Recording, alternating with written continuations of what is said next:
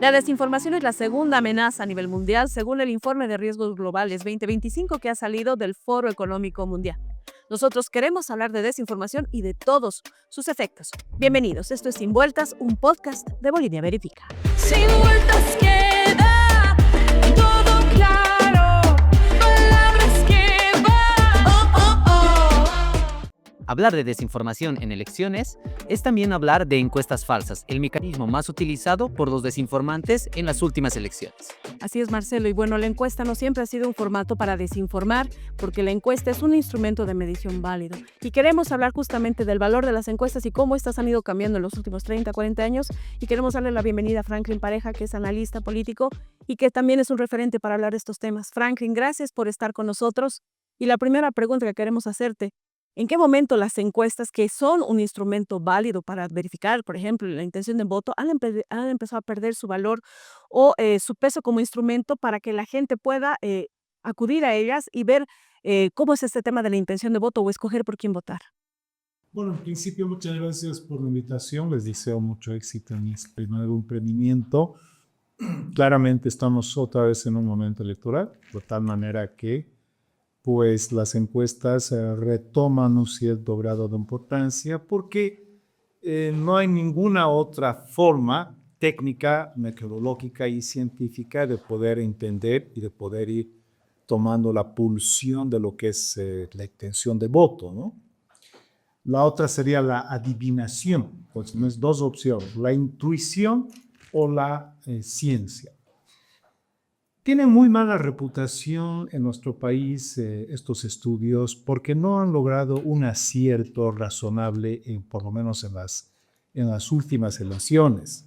De hecho, recuerdo que el presidente Paz en la última elección tenía 3% de intención por un monto, de tal manera que luego terminó ganando abrumadoramente. Y lo primero que uno dice, ¿y entonces qué ha pasado con las encuestas? ¿Estuvieron tan mal hechas? Bueno, hay que tomar en cuenta algunas cosas. Primero, que este es un estudio cuantitativo que se puede hacer de muchas formas distintas. No hay un método para hacer encuestas, hay muchos métodos y la consistencia de un estudio de esta naturaleza tiene que ver con diferentes variables que pueden darle más calidad, más consistencia y menor margen de error, porque al final eso es lo que uno quiere. Eso está supeditado, por ejemplo, a seleccionar el tamaño de una muestra. Aquí existe a veces poca comprensión técnica, donde se piensa que el tamaño de la muestra, mientras más grande es el tamaño de la muestra, entonces mejor es la encuesta. Eso no es así. Por ejemplo, en Bolivia más o menos tenemos cerca de 4 millones de votantes, ¿no?, inscritos en el padrón, o 7 creo que son, ¿no? Creo que son 7 millones de inscritos en el padrón. Y cuando haces un estudio de percepción, más o menos el universo son 2,000 personas, ¿no? 2,500. Entonces uno dice, pero ¿cómo es posible que para medir la intención de voto de 7 millones de habitantes tú tengas apenas 2,000? Entonces, ¿qué significa eso? Bajo esa lógica, con 10,000 encuestados, tu encuesta sería mejor. Con 20,000 sería mejor. Con 100,000 no. Es que la estadística no funciona así. Para eso existe el tamaño de la muestra. En Bolivia, según la Dirección de Estadística, más o menos una muestra razonable oscila entre 2,500 a 3,000 encuestados. ¿Por qué es eso? ¿Tú sabes exactamente? Sí, claro que sí. Bueno, primero esto es una fórmula que se obtiene, pero que tiene que tener algunas consideraciones. Bolivia es un país heterogéneo. Por ejemplo, en países como el Japón, que tiene mucha más población de habitantes, con 500 encuestas ya puedes tener una percepción muy cercana a la realidad. ¿Por qué? Porque son poblaciones más homogéneas, no solamente en términos, digamos, de origen étnico, sino también en su composición socioeconómica. En cambio, Bolivia es un país multiétnico, con una estratificación social muy compleja. Solamente en la ciudad de La Paz, hasta la forma de hablar varía de acuerdo a la zona, ¿no? La forma, el ingreso varía. Todas estas cosas en una encuesta tienen que ser consideradas. Entonces, ahí viene la parte de la el tamaño de la muestra, pero además la expansión territorial. ¿Dónde vas a ir a encuestar? Si tú hicieras una encuesta solamente por decirte en la parte de lo que es el centro de La Paz, o el centro de Santa Cruz, o el centro de Cochabamba, por tomar el eje, claramente puedes tener una percepción muy distante de lo que realmente es la realidad. Por eso tienes que hacer de una forma muy bien distribuida, y eso es en función de dónde está la densidad poblacional, o sea, dónde vive la mayor cantidad de gente. El segundo aspecto es las etapas. Hay encuestas polietápicas, es decir, que no se hacen en un día, se hacen varios días por la complejidad. En Bolivia es polietápico porque Bolivia es muy complejo, ¿no? Ir a un pueblito lejano en Bolivia es complicado. En otros países, hasta el último rincón tiene acceso, tiene formas de llegar mucho más accesibles, ¿no? Y otro de los elementos es qué tipo de preguntas formulas. Ahora, aquí es donde hay que tener mucho cuidado. Los encuestadores pueden tener una tendencia o un sesgo, ¿no? El momento en cómo construyen las preguntas, ¿no? Porque tú puedes decir, ¿por quién va a votar usted, ¿no? Entonces, ¿qué le parece el maravilloso proceso de cambio? Tú ya estás introduciendo un juicio de valor. ¿Eso se puede frenar o no cuando están haciendo las encuestas en campo? Se puede, por supuesto que sí, ¿no? Pero lo que quiero decir con este ejemplo extremo es que hay formas en que tú puedes inclusive emplear algunos subterfugios que generan ambigüedad. Entonces, en la interpretación de la encuesta es el segundo momento. Y ahí es donde viene la etapa de los analistas, ¿no? Porque les sale la encuesta, ¿no? Del horno, y entonces ahí vienen los analistas a comentar y a opinar. Y al final les echan la culpa a los analistas, porque en realidad ellos no han hecho la encuesta. ¿Te das cuenta? Hay un circuito de producción en lo que es la percepción política. Franklin, ¿y notas que entonces estos factores han conllevado a que las encuestas se hayan equivocado? Esto de que Bolivia es muy compleja y que tal vez se han influido algunas preguntas, ¿puede ser el detonante de que las encuestas al final, en primera vuelta en especial, en las últimas elecciones han fallado? Honestamente, no creo que hayan fallado y tampoco creo que hayan tenido un gran margen de error. Hay que tener en cuenta un aspecto que es atípico, y que cada país tiene su propia forma de funcionar. La política en Bolivia es muy dinámica, es muy volátil, y la percepción de la sociedad también es muy cambiante. Entonces, no tú puedes hacer una encuesta en enero, pero puede haber un cambio muy profundo en el proceso. Entonces, esto depende de dos factores. ¿Cuál es el pensamiento y sentimiento de la población con respecto a determinado candidato? Ese es el factor uno. Pero hay otro factor que es importante, es la estrategia de campaña. ¿Qué tipo de campaña es el candidato? Entonces, en una campaña, un candidato tiene dos tipos de estrategia: la estrategia de crecimiento y la estrategia de guerra, a lo que le llaman guerra sucia. Bueno, no hay guerra limpia, ¿no? Guerra es guerra. La estrategia de crecimiento es para que tú maximices tus positivos, es decir, todo lo que es positivo de ti lo tienes que maximizar. Esa es tu estrategia para crecer. Pero cuando ya no puedes crecer, o cuando tus positivos no son tan grandes ni tan diversos, la otra es hacerlo decrecer al otro. O sea, si no lo puedes alcanzar o no lo puedes sobrepasar, lo que tienes que hacer es hacerlo bajar. Y ahí viene la otra estrategia, la estrategia de guerra, que es para hacerlo decrecer. Entonces, su decrecimiento implica tu crecimiento. Esas dos van en paralelo. El tercer elemento es la contingencia. La contingencia es un evento de mínima probabilidad de ocurrencia, pero que puede cambiar el curso de la historia. ¿Qué tal, por ejemplo, si en plena elección resulta que te descubren que habías desfalcado una institución, y que, bueno, resulta que tus bienes están vinculados a un asunto ilícito? Eso te lastra, eso impacta en la sociedad, y por eso, cuando estamos en campaña, ¿qué se ocupan de hacer los candidatos? De escarbar toda la vida de sus adversarios, Incluso la vida privada. pero sobre todo la vida privada, porque esa es la que mayor efecto tiene.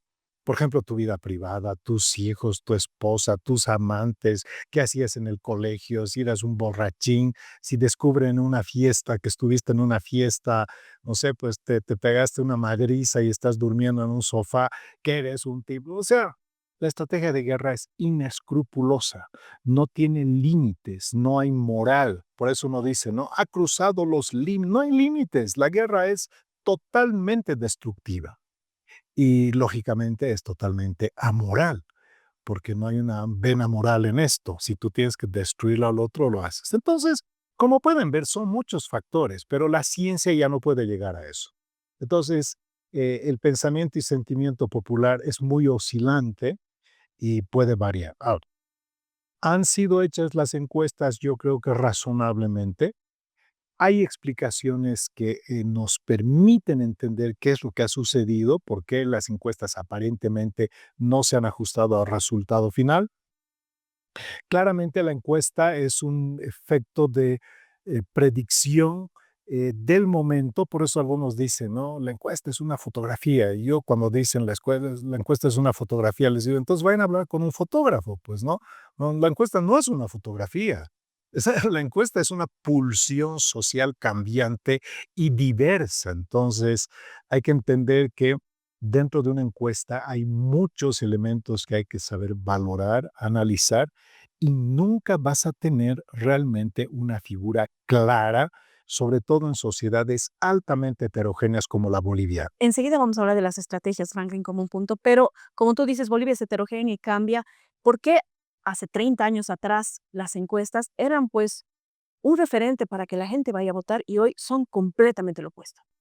Pueden haber algunas explicaciones estructurales. Una de ellas es que en el pasado Bolivia en su sistema político tenía un sistema de partidos políticos, ¿no? Bolivia tiene un sistema político, pero no tiene un sistema de partidos políticos.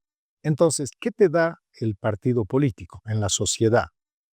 El partido político te permite identificar una posición filosófica e ideológica. Si tú, por ejemplo, te adscribes a una fuerza X, sabes dónde estás ubicado pendularmente en el, es decir, ideológicamente. En la actualidad, al haberse extinguido el sistema de partidos políticos, las personas van más a la persona, ¿no? O sea, la ciudadanía, el votante va más a la persona, y esta persona es una indefinición conceptual, teórica, filosófica, ideológica, porque además algo que ha entrado al país que a mí me parece que no ha resultado bien es la incorporación de estas agrupaciones ciudadanas, plataformas, que en realidad son un refrito de todo donde tú no sabes qué es, qué posición tiene, porque en su seno alberga pues un derechista, un izquierdista, un comunista, un cura, un facho. Tienes una cuestión tan ecléctica que el votante finalmente no entra en una definición que yo soy un hombre de izquierda y me identifico con este partido porque este tiene principios de izquierda. No, las agrupaciones ciudadanas tú no sabes qué son. Entonces, hay siempre una desconexión entre la posición de la conformación política, yo no les digo fuerzas, porque no tiene fuerza, son conformaciones políticas. En cambio, en el pasado, al haber un sistema de partidos políticos, el votante tenía una adscripción más, diría yo, precisa y natural, porque decía, yo siempre he sido conservador, así que voy a votar por esta opción conservadora. El candidato no me cae muy bien, pero yo soy conservador, así que voy a ir por esta línea. En la actualidad, ¿qué vas a decir? Tu posición en realidad queda relegada a un segundo plano. Entonces, ahí es donde tienes una atomización del electorado que al final se va decantando por el menos malo. Y otro problema que en Bolivia en los últimos años no votamos por el mejor, votamos por el menos malo. Claro. Porque un problema estructural de nuestro país es que la oferta electoral es mediocre, con unos visos de corrupción comprobados en muchos casos, y que en realidad nos están llevando siempre, además, con este tema de las tecnologías, a una hiperparticipación de cualquier persona sin ningún mérito más que tener, digamos, una penetración y una presencia en las redes. Eso está distorsionando y está desvirtuando la representación. Y con esto cierro. Ahora tenemos, por ejemplo, una explosión de oferta electoral en las subnacionales, pero no porque haya muchos, hay buenos. Realmente ves una competencia de mediocridad, ves una competencia inclusive de cuestiones que ponen en entredicho la capacidad, que ya es mucho decir, y la probidad, ¿no? Bien, mira, Franklin, te quería preguntar, volviendo un poco al tema de la guerra sucia y de las campañas, mencionabas que bueno, todos los candidatos tienen su campaña de crecimiento y su guerra sucia, ¿no? Entonces, bajo esta lógica, nosotros hemos identificado que de las encuestas falsas en las últimas elecciones, más de la mitad, 21 en total, han sido encuestas inventadas, ¿no? Inventadas con la finalidad de, bueno, crear una empresa falsa y hacer que mi candidato es el primero, ¿no? Cuando no es así. ¿Esto tú lo ves como campaña de crecimiento o entra en la categoría de guerra? ¿Cómo tú lo analizas, este tipo de datos? Bueno, esa en realidad es una manipulación, ¿no? Es una manipulación porque no estás reflejando el pensamiento popular, estás manipulando la realidad y estás manipulando la realidad deliberadamente para sacar una ventaja. No estás atacando a alguien precisamente, pero te estás situando en un nivel que no tienes. Y esto puede generar una cierta confusión en el electorado. Y Sigmund Freud pues decía una cosa bonita, el hombre, ¿no? O sea, las personas tienen la tendencia siempre a seguir al ganador, nunca al perdedor. Es una cuestión casi natural, es una cuestión casi hasta antropocéntrica, casi de conservación de instinto. La manada sigue al macho alfa, ¿no? ¿Por qué? Porque se siente protegido. Entonces, en el comportamiento humano tienes algo parecido. La gente siempre va a aquel que aparentemente tiene los números en su Más favor. vos, Y exacto. eso te Claro. inspira cierta seguridad, además del pragmatismo, ¿no? ¿Para qué vas a votar por ¿Para qué no desperdices tu voto? claro, por una candidatura marginal? Más bien vas a engrosar la candidatura que tiene opciones. Ese es uno de los objetivos por los cuales se manipula y por los cuales además algunas veces tiene éxito. Pero hoy por hoy yo creo que es muy difícil porque también hay una, diría yo, sobre oferta de estudios de percepción política. Y lo peor de todo es que estos estudios no son más o menos convergentes, que tuvieran una diferencia aceptable de 2 puntos. No, tienen 20 puntos de diferencia. Entonces, una de las dos está mintiendo. Y cuando se produce eso, ahí lamentablemente la encuesta bien realizada se ve supeditada o se ve profundamente afectada por la encuesta mal realizada. Y quien hizo la mala encuesta, eso es lo que quiere lograr. ¿Tú crees, Franklin, que con esta gran oferta de candidatos que tenemos, que en las subnacionales se ha disparado todo, hayan encuestas? Estamos a un mes y 2, 3 semanas del día de votación. ¿Habrán o no encuestas? Parece. Oficiales. Con toda seguridad que va a haber.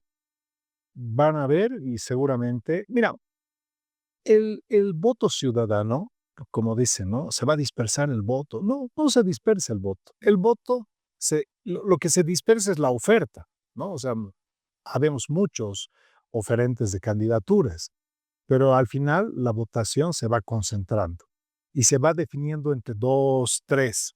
Entonces, los encuestadores tratan de definir quiénes son esos dos o tres y todos los competidores quieren llegar a ese nivel de estar entre los dos o tres, porque muchos participan, pero dos o tres compiten, ¿no? Los competidores son los que realmente tienen opción de ganar y los que no tienen opción de ganar son participantes. Entonces, la cosa es ser o competidor o participante. Y por esta carrera es que vamos a tener, o ya tenemos, como dice Marcelo, una explosión de encuestas falsas, manipuladas, inventadas, etcétera, Con etcétera. toda seguridad, con toda seguridad. Ahora, ¿tú ves que las encuestas falsas son ya un mecanismo normalizado dentro de la campaña para impulsar el voto de los candidatos? Es decir, ya se ha normalizado dentro de la campaña, así como voy a la plaza a pedir votos, voy a crear Mis ban- encuestas falsas para difundir en mis redes. caravanas, ¿no? Tal, ¿tú crees que eso se ha normalizado y es algo que está dentro de las estrategias de campaña? Mira, si estuviéramos en la elección, por ejemplo, del siglo pasado, que quizás ustedes no han vivido algunas desde la recuperación de la democracia, el contacto del candidato era con el pueblo. El valor de una caravana era muy grande. El tener presencia territorial en las plazas era muy importante. El embanderar las calles, en pintarrajear las calles y el embanderar y toda además esta cuestión tan horrible de agresión a la ciudad, ¿no? Llenar todo de papeles, de pintura, no. Eso ha desaparecido. Porque ahora los candidatos ya no convocan al pueblo, ahora convocan al público, ¿no? El pueblo ya no es tan pueblo, ahora es el público. Y en las redes, entonces, ahí sí tienes una presencia mucho más importante. En una plaza puedes llenar, qué sé yo, 10,000 personas y eso ya es terriblemente exitoso. Pero en digamos, en un contacto con tus redes puedes tener 500,000 o puedes tener 1,000,000 de personas. Entonces, date cuenta la escala, cómo ha cambiado completamente. Ahora, las redes sociales son altamente manipulables y no son controlables. Además, no hay regulación al respecto. Y ni aunque fueras dueño del medio, realmente puedes controlar. Entonces, son los problemas inevitables, inherentes a una nueva realidad que vive el mundo, al acceso a las tecnologías que han democratizado la participación, porque claro, a través de las redes has roto tiempos, has roto espacios y eso te permite tener una mayor efectividad. Si tú te reúnes en una plaza y reúnes a 10,000 personas, tu evento va a durar de 10 a 12, por decirte, y ahí acabó. Hoy, en cambio, tú puedes tener tu presentación, ya está indefinidamente en la red y ahí, a medida que pasan los días, siguen las visitas de tal manera que tu mensaje sigue llegando y hay estrategias para posicionar el mensaje de forma repetitiva. En eso se trabaja. Es más, esos son servicios que se pagan. Muchos candidatos hoy por hoy lo que hacen es contratar servicios de pues estas redes que son muy efectivas para la política. Yo creo que es inevitable. Lamentablemente, la manipulación es inevitable. Entonces, aquí entra el efecto, digamos, de comparación y el capital. ¿Cuál es ese? La reputación del candidato. O sea, llega un momento en que tu mayor capital es tu credibilidad, tu reputación, y por eso lo tienes que cuidar como oro. Y por eso la guerra sucia ataca esa parte, que es el capital que vale oro, tu reputación. Puedes ser un crack en todo, pero voy a destruir tu reputación, porque eso tiene un efecto. Yo no soy psicólogo ni nada, pero tiene hasta un morbo, pues, ¿no? El enterarte de cosas que pueden perjudicar a determinado candidato. Entonces, es poco probable que eso se pueda regular. Hay hasta la sospecha de que con el escándalo de Cambridge Analytica, ¿no? Donald Trump ganó su primera elección, que hasta hubo interferencia rusa. Imagínate los niveles de los que estamos hablando, ¿no? Franklin, ya con todo lo que nos has comentado, lo que hemos conversado acá, con las cifras que tenemos y todo, ¿cuál es el efecto en el votante? Porque esta elección no es como la elección nacional. Los gobiernos subnacionales tienen otra dinámica. No estamos pensando tal vez en las alcaldías, en las gobernaciones. La gente no se está informando, se está desinformando para ir a votar y eso es absolutamente contraproducente. Además que no están llegando a informarse lo que necesitan, ¿no? Están llenándose, como dices, de la manipulación y tal vez de propuestas que no tienen sentido y no llegan a enterarse de lo que en verdad necesita cada municipio. Los gobiernos subnacionales en el país son más de 340, creo que es 341 gobiernos municipales ahora, de los cuales el 40% no tiene ni 10,000 habitantes, por lo tanto no deberían ni existir. Es una brutalidad que en el país existan tantos municipios. Bolivia debería tener la mitad y quizás menos. ¿Por qué? Porque gran parte, el 95% de los municipios en Bolivia son inviables fiscalmente, no tienen capacidad recaudatoria y lo poco que reciben, lo poco que les ingresa va a sueldos, a gasto corriente, pero no va a inversión pública. Entonces tú vas a ver al final que Bolivia lo que mantiene son burocracias, microburocracias en muchos lugares del país, donde tú vas después de 20 años a esos municipios y vas a ver que no han avanzado nada porque no hay inversión, lo que hay es gasto. Entonces es una brutalidad. Un país pobre como el nuestro se da el lujo de tener tantos gobiernos. Lo que deberíamos hacer nosotros es reducir, fusionar municipios para que realmente el dinero llegue en obras, ¿no? En inversión. El segundo punto es que el 5% es viable, o sea, en Bolivia solamente 17 gobiernos municipales son viables por su capacidad recaudatoria. Los gobiernos de las capitales Entonces, de el departamento departamento y algunas ciudades intermedias, ¿no? que tienen esa capacidad, pero el resto no. Para que tengan un dato, además, en su momento ha habido una explosión porque con el IDH, cuando había plata, o el municipio de Cobija, por ejemplo, el 95% de su ingreso era IDH. Entonces, era un municipio que vivía del IDH. realidad. Y no produce. Claro, no produce casi nada. En cambio, en el caso de La Paz, por ejemplo, el 5% del IDH. Y el resto lo que graba por patentes, bienes inmuebles y muchas otras cosas. Entonces, no todos tienen esa posibilidad. Peor es el caso de los gobiernos departamentales, o sea, las gobernaciones. Las gobernaciones son cascarones. Las gobernaciones tienen rango, pero no tienen ranga, ¿no? O sea, son grandes gobernadores. El gobernador de La Paz, por ejemplo, tiene muchísimo menos poder y además recursos que la alcaldía de La Paz, que la alcaldía del Alto. Y lo propio pasa en Santa Cruz.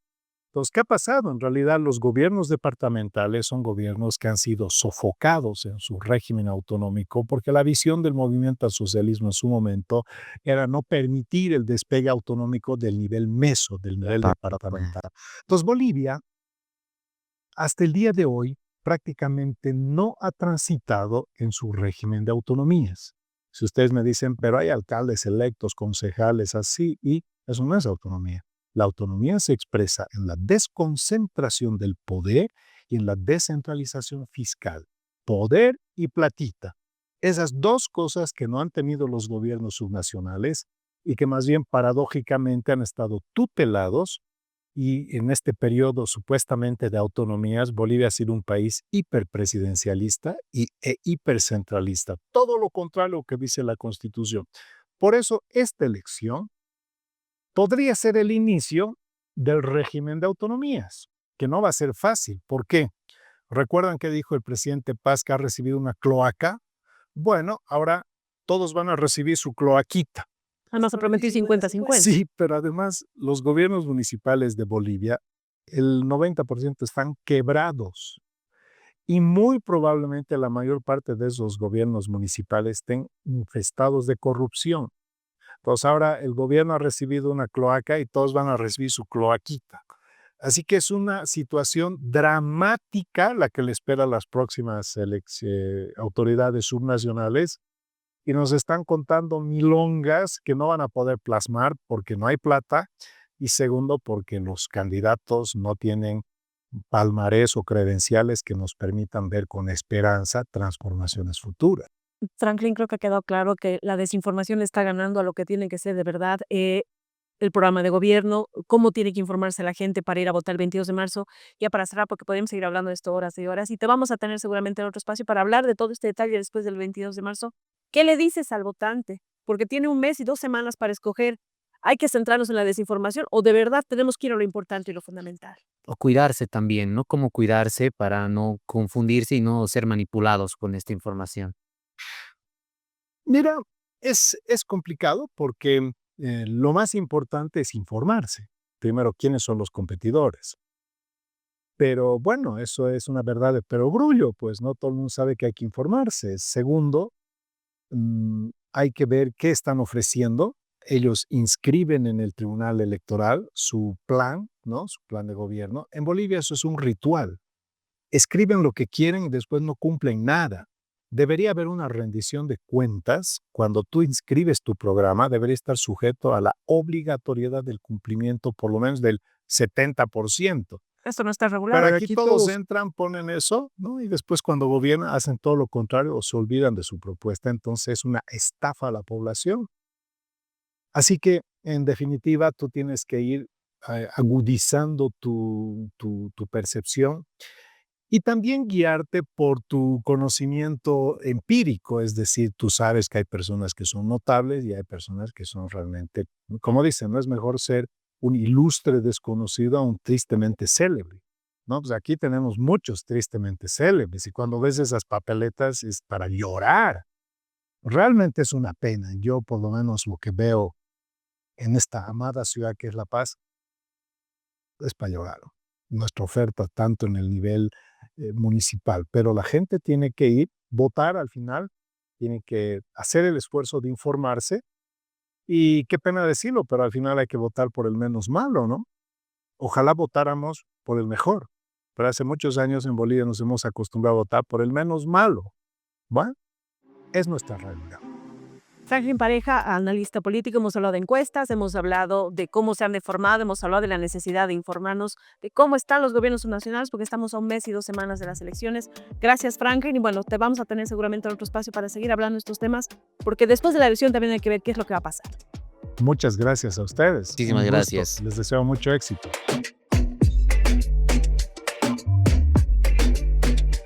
Para que tengas un voto informado, queremos presentarte las últimas tendencias de la desinformación en las elecciones subnacionales identificadas por el Observatorio de Desinformación de Bolivia Verifica. Hola, esto es Observadores de Tendencias, un espacio en el que te contaremos cuáles son los bulos de la semana, quiénes son los protagonistas de la desinformación y qué candidatos o actores políticos son los más afectados. Empezó un carnaval de nombres y datos en las redes sociales. ¿Sabes en quién confiar antes de votar? Desde enero, cuentas desinformantes ya comenzaron a circular encuestas falsas. Y esta fue precisamente la tendencia de la primera semana de febrero. El Observatorio de Bolivia Verifica detectó 10 contenidos virales. ¿Cuál fue el resultado? 9 de estos resultaron falsos y 1 engañoso. ¿Qué estrategia usaron los desinformantes para difundir las encuestas falsas? Empresas sin aval como Consultora Datos Bolivia o nombres plagiados como Datum Captura han sido usados para inflar candidatos en La Paz, El Alto, Cochabamba y Santa Cruz. Recuerda, si no tiene ficha técnica y el aval de las instituciones correspondientes, no es una encuesta. Pero no son solo datos, también se difundieron ataques personales con fotos manipuladas y falsas inhabilitaciones que buscaron confundir al votante. En tiempos electorales, tu mejor defensa es la duda. No te dejes engañar y sigue nuestros análisis en las páginas de Bolivia Verifica y aquí, en Observadores de Tendencias. ¿Y tú has visto encuestas falsas? ¿Las has compartido? ¿Tú crees que las encuestas falsas direccionan el voto rumbo a las elecciones subnacionales? Queremos leerte en todos los comentarios, pero también queremos saber qué otro contenido de desinformación electoral quisieras que abordemos. Esto es Sin Vueltas, un podcast de Bolivia Verifica. Gracias y nos vemos en el siguiente episodio. Sin vueltas que